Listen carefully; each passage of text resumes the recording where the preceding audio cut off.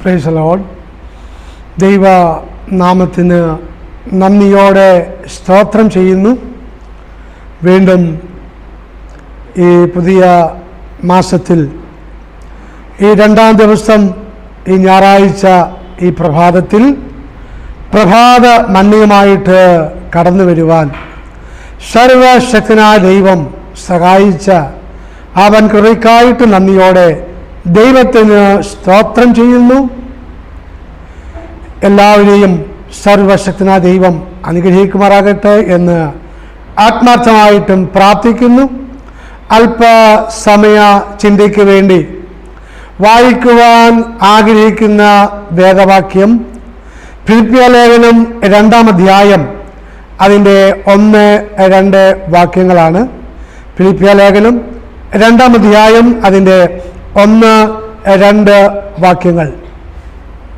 അതിപ്രകാരം വായിക്കുന്നു: ക്രിസ്തുവിൽ വല്ല പ്രബോധനവും ഉണ്ടെങ്കിൽ, സ്നേഹത്തിൻ്റെ വല്ല ആശ്വാസവും ഉണ്ടെങ്കിൽ, ആത്മാവിൻ്റെ വല്ല കൂട്ടായ്മയും ഉണ്ടെങ്കിൽ, വല്ല ആർദ്രതയും മനസ്സലിവും ഉണ്ടെങ്കിൽ, നിങ്ങൾ ഏക മനസ്സുള്ളവരായി ഏക സ്നേഹം പൂണ്ട് ഐക്യമത്യപ്പെട്ട് ഏകഭാവമുള്ളവരായി ഇങ്ങനെ എൻ്റെ സന്തോഷം പൂർണ്ണമാക്കുവിൻ. വിശുദ്ധ പൗലോസ്ലീഹ സത്യസഭയെ ഉപദ്രവിച്ചുകൊണ്ടിരുന്ന ശൗല്, ദൈവമക്കളെ ഉപദ്രവിക്കുവാൻ കൂട്ടുനിന്ന ശൗല്, വീണ്ടും ദൈവസഭയെ, ക്രിസ്തുവിൻ്റെ സഭയെ, സത്യസഭയെ ഉപദ്രവിക്കുവാൻ വേണ്ടി അധികാരപത്രവുമായിട്ട് വരുമ്പോൾ വഴിയിൽ വെച്ച് സഭയുടെ ഉടയവനായ കർത്താവ് ശൗലിനെ പിടിക്കുവാൻ ഇടയായിത്തീർന്നു. ആ ശൗലിനോട് കർത്താവ് പറയുകയാണ്: ശൗലേ, ശൗലേ, നീ എന്നെ ഉപദ്രവിക്കുന്നത് എന്ത് എന്ന് ചോദിച്ചപ്പോൾ ശൗൽ ചോദിക്കുകയാണ്: അങ്ങ് ആരാകുന്നു കർത്താവേ എന്ന്. സ്തോത്രം. ദൈവസഭയെ ആരുപദ്രവിക്കുന്നുവോ, ദൈവമക്കളെ ആരൊക്കെ പീഡിപ്പിക്കുന്നുവോ അത് കർത്താവിനെയാണ് ഉപദ്രവിക്കുന്നത്. സ്തോത്രം. അവിടെ വെച്ച് ശൗല് മാനസാന്തരപ്പെട്ട്, അതേ സ്തോത്രം, പൗലോസായി കർത്താവിൻ്റെ ഏറ്റവും അടുത്ത ശിഷ്യനായി തീരുവാൻ ഇടയായിത്തീർന്നു. തീർന്നില്ല, കൂടെ നടന്ന 12 ശിഷ്യന്മാർക്ക് ലഭിക്കാത്ത ആ വലിയ പദവി പൗലോസിന് ലഭിക്കുവാൻ ഇടയായിത്തീർന്നു. ആമേൻ. വെളിപ്പാടുകൾ, ദർശനങ്ങൾ പ്രാപിക്കുവാൻ ഇടയായിത്തീർന്നു. തീർന്നില്ല, 3-ാം സ്വർഗത്തോലം എടുക്കപ്പെടുവാൻ ഇടയായിത്തീർന്നു. സ്തോത്രം. ദൈവസഭ എവിടെയൊക്കെ പീഡനങ്ങൾ അനുഭവിക്കുന്നുവോ അവിടെയൊക്കെയും ദൈവസഭകൾ വളരുവാൻ ഇടയായിത്തീരും. സ്തോത്രം. ആമേൻ. അത് പീഡനം കൊണ്ട് ഒതുങ്ങുന്നതല്ല ദൈവത്തിൻ്റെ സത്യസഭ. ആമേൻ. എവിടെയൊക്കെ പീഡിപ്പിക്കപ്പെടുന്നുവോ അവിടെയൊക്കെയും ദൈവസഭ അത്യന്തമായി വളർച്ച പ്രാപിക്കുവാൻ ഇടയായിത്തീരും. സ്തോത്രം. ഇന്നും ലോകത്തിൻ്റെ പല ഭാഗങ്ങളിലായി ദൈവസഭ, ദൈവമക്കൾ, അതേ സ്തോത്രം, പീഡിപ്പിക്കപ്പെട്ടുകൊണ്ട് ഇരിക്കുകയാണ്. സ്തോത്രം. എന്നാൽ രാജ്യത്തിൻ്റെ ഈ സുവിശേഷം ഭൂലോകത്തെമ്പാടും പ്രസംഗിക്കപ്പെട്ടേ മതിയാകുകയുള്ളൂ. സ്തോത്രം. വിശുദ്ധ പൗലോസ്ലീഹ ദൈവനാമം നിമിത്തം കാരാഗൃഹത്തിൽ ആയിരിക്കുമ്പോൾ, സ്തോത്രം, തൻ്റെ സഭയ്ക്ക് എഴുതുന്ന ലേഖനമാണ് ഫിലിപ്പിയ ലേഖനം. സ്തോത്രം. തൻ്റെ സഭയെ ഉറപ്പിക്കുവാൻ വേണ്ടി എഴുതിയ ലേഖനം. അത് ഇപ്രകാരം വായിച്ചു: ക്രിസ്തുവിൽ വല്ല പ്രബോധനവും ഉണ്ടെങ്കിൽ. ലോകത്തിന്റെ രക്ഷിതാവായ കർത്താവായ യേശുക്രിസ്തു ഈ ലോകത്തിലേക്ക് പാപം കൂടാതെ ജനിച്ചു, ജീവിച്ചു, മരിച്ചു, അടക്കപ്പെട്ട്, ഉയർത്തെഴുന്നേറ്റ് ഇന്നും ജീവിക്കുന്നു. അതാണ് ഞങ്ങൾ പ്രസംഗിക്കുന്ന കർത്താവായ യേശുക്രിസ്തുവിൻ്റെ വചനം. അതാണ് സുവിശേഷം. ദാവീദിന്റെ സന്തതിയായി ജനിച്ച് മരിച്ച് അടക്കപ്പെട്ട് ഉയർത്തെഴുന്നേറ്റ് ഇന്നും ജീവിക്കുന്ന കർത്താവ് യേശുക്രിസ്തുവാകുന്നു ആ സുവിശേഷം. ആ പ്രബോധനം അറിയിക്കുവാൻ, യേശുക്രിസ്തുവിന്റെ പ്രബോധനം അറിയിക്കുവാൻ ഞങ്ങൾക്ക് ലജ്ജയില്ല. അതേ സ്തോത്രം. സുവിശേഷം അറിയിക്കുവാൻ ഞങ്ങൾക്ക് ലജ്ജയില്ല. സ്തോത്രം. കാരണം നിർബന്ധം ഞങ്ങളുടെ മേൽ കിടക്കുന്നു. സ്തോത്രം. സുവിശേഷം അറിയിക്കുന്നില്ല എങ്കിൽ അയ്യോ കഷ്ടം. ഇവിടെ പറയുകയാണ്, എന്താണ് പറയുന്നത്?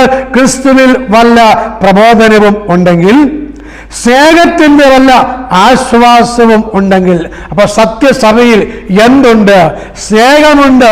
സ്നേഹമുള്ളതാണ് കർത്താവിന്റെ സഭ.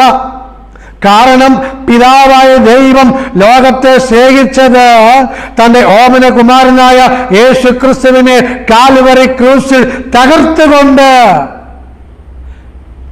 ലോകത്തെ സ്നേഹിക്കുവാൻ ഇടയായി തീർന്നു. സ്തോത്രം. അങ്ങനെയാണ് പിതാവായ ദൈവം തന്റെ സ്നേഹം ലോകത്തെ പ്രദർശിപ്പിച്ച. സ്തോത്രം. സ്വന്തം പുത്രനെ തകർത്തു കളയുവാൻ പിതാവിനും ഇഷ്ടം തോന്നി.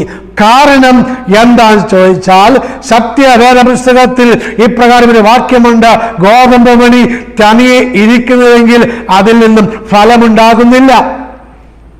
എന്നാൽ ഗോതമ്പ് മണി നിലത്ത് വീണ് ചാകുകയാണെങ്കിൽ അതിൽ നിന്നും അനേക ഫലങ്ങൾ പുറപ്പെടുന്നത് പോലെ ആദ്യ ഫലമാകുന്ന കർത്താവ് യേശുക്രിസ്തു തകർക്കപ്പെട്ടത് അവന് തന്നിൽ കൂടി അനേക പുത്രീപുത്രന്മാരെ തനിക്ക് വേണ്ടി നേടുവാൻ വേണ്ടി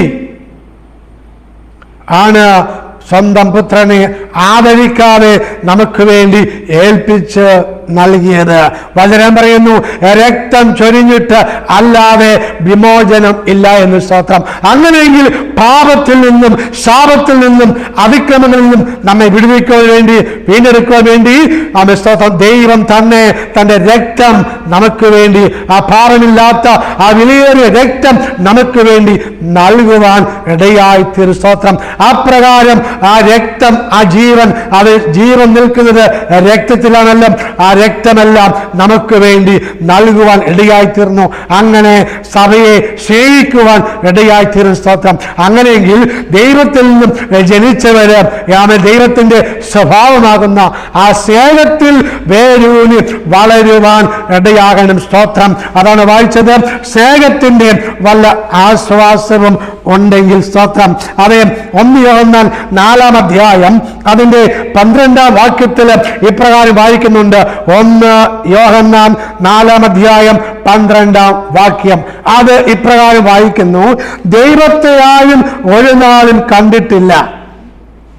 നാം അന്യോന്യം സ്നേഹിക്കുന്നുവെങ്കിൽ ദൈവം നമ്മളിൽ വസിക്കുന്നു, അവന്റെ സ്നേഹം നമ്മളിൽ തികഞ്ഞും ഇരിക്കുന്നു. ദൈവസ്നേഹം നമ്മളിൽ തികഞ്ഞും ഇരിക്കുന്നു. അപ്പോൾ നാം പരസ്പരം എന്ത് ചെയ്യണം? സ്നേഹിക്കുവാൻ ഇടയാകണം. സ്തോത്രം. പരസ്പരം സ്നേഹിക്കുവാൻ ഇടയാകണം. സ്തോത്രം. ആ സ്നേഹം എവിടെ നിന്ന് വരുന്നു? ആ സ്നേഹം ദൈവത്തിൽ നിന്നും വരുന്നു. സ്തോത്രം. ആ സ്നേഹം എങ്ങനെയാണ് നമുക്ക് ലഭിച്ചത്? റോമലേഖനം 5-ാം അധ്യായം 5-ാം വാക്യത്തിൽ ഇപ്രകാരം വായിക്കുന്നു: പ്രത്യാശയ്ക്കോ ഭംഗം വരുന്നില്ല, ദൈവത്തിന്റെ സ്നേഹം നമുക്ക് നൽകപ്പെട്ട പരിശുദ്ധാത്മാവിനാൽ നമ്മുടെ ഹൃദയങ്ങളിൽ പകർന്നിരിക്കുന്നുവല്ലോ. അതെ, ദൈവത്തിന്റെ സ്നേഹം തന്റെ ആത്മാവിനാൽ, പരിശുദ്ധാത്മാവിനാൽ നമ്മുടെ ഹൃദയങ്ങളിൽ പകർന്നിരിക്കുന്നു. സ്തോത്രം. അപ്പോൾ ദൈവത്തിന്റെ ആത്മാവിനെ പ്രാപിച്ചവർക്ക് ദൈവം പരസ്പരം സ്നേഹിക്കുവാൻ ഇടയായിത്തീരും. സ്തോത്രം. ഇവിടെ വായിച്ചത് എന്താണ്? ദൈവത്തെ ആരും ഒരു നാളും കണ്ടിട്ടില്ല. നാം അന്യോന്യം സ്നേഹിക്കുന്നുവെങ്കിൽ ദൈവം നമ്മളിൽ വസിക്കുന്നു, അവന്റെ സ്നേഹം നമ്മളിൽ തികഞ്ഞും ഇരിക്കുന്നു. സ്തോത്രം. അതിന്റെ ആ 7-ാം വാക്യം ഇപ്രകാരം വായിക്കുന്നു: പ്രിയമുള്ളവരെ, നാം അന്യോന്യം സ്നേഹിക്കുക. സ്നേഹം ദൈവത്തിൽ നിന്ന് വരുന്നു. സ്നേഹിക്കുന്നതെല്ലാം ദൈവത്തിൽ നിന്ന് ജനിച്ചിരിക്കുന്നു, ദൈവത്തെ അറിയുകയും ചെയ്യുന്നു. സ്നേഹിക്കാത്തവൻ ദൈവത്തെ അറിഞ്ഞിട്ടില്ല, ദൈവം സ്നേഹം തന്നെ. ദൈവമാരാണ്? ദൈവം സ്നേഹം തന്നെ. God is love. ദൈവം സ്നേഹമാകുന്നു.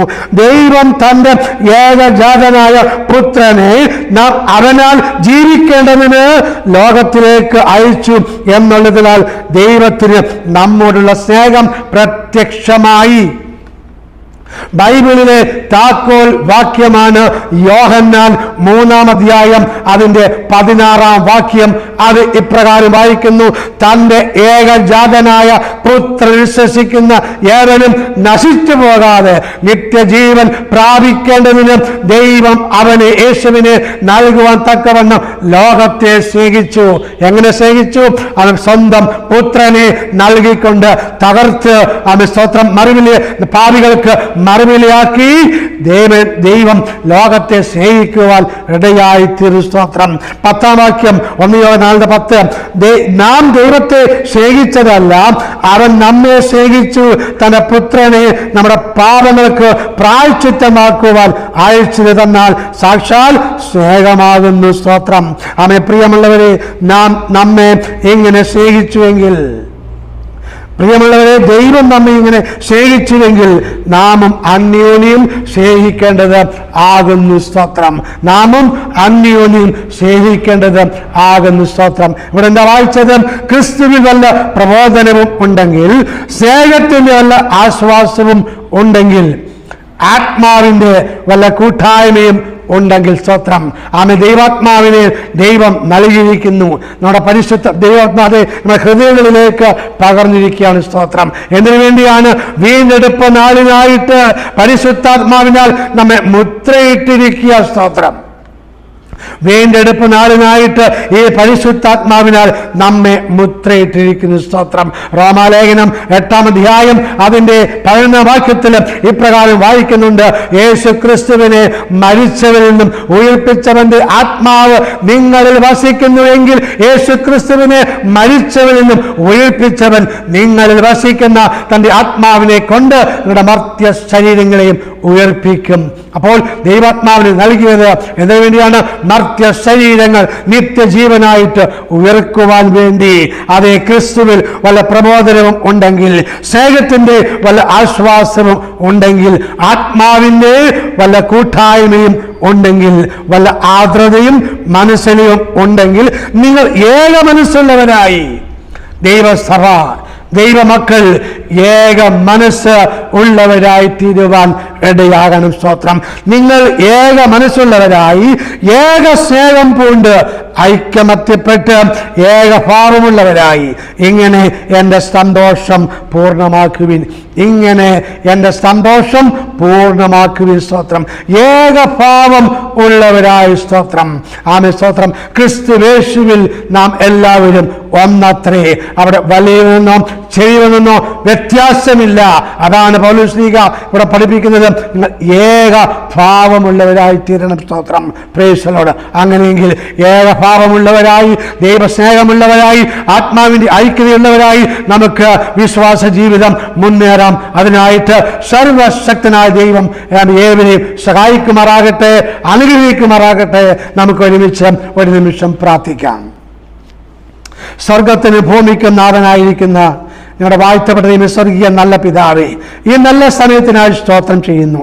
ഇന്ന് കഥാവചനം കേട്ട എല്ലാ പ്രിയപ്പെട്ടവരെയും ദൈവ കരങ്ങളിലേക്ക് സമർപ്പിച്ച് പ്രാർത്ഥിക്കുന്ന കഥാവ് സ്തോത്രം ചെയ്യുന്നു. പിതാവേ, ആരെങ്കിലും സത്യസഭയുടെ അംഗമായിട്ടില്ല എങ്കിൽ കർത്താവേ, അവരും സത്യസഭയുടെ അംഗമായി യേശു ക്രിസ്തുവിനെ രക്ഷിതാവായി സ്വീകരിച്ച് ആത്മാവിനെ പ്രാപിച്ച് ദൈവകൽപ്പനകൾ അനുസരിച്ച് നിത്യജീവന്റെ അവകാശിയായി തീരുവാൻ അവരെ സഹായിക്കണമെന്ന് അങ്ങയോട് പ്രാർത്ഥിക്കുന്നു. ഇന്ന് കർത്താവ് കേട്ട എല്ലാവരെയും ദൈവകരങ്ങളെ കേൾപ്പിച്ചു പ്രാർത്ഥിക്കുന്നു. ഏവരെയും സഹായിക്കണം, അനുഗ്രഹിക്കണമെന്നും അങ്ങയോട് പ്രാർത്ഥിക്കുകയാണ്. സകല മാനവും മഹത്വവും അങ്ങേ കൽപ്പിക്കുന്നു. പ്രാർത്ഥന കേട്ടിയ സ്തോത്രം കർത്താവായ യേശു ക്രിസ്തുവിൻ തന്നെയുമുള്ള നാമത്തിൽ തന്നെ. ആമേൻ.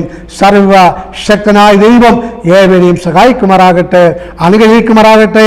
ഒരു നല്ല ദിവസം നേരുന്നു. ആമേൻ.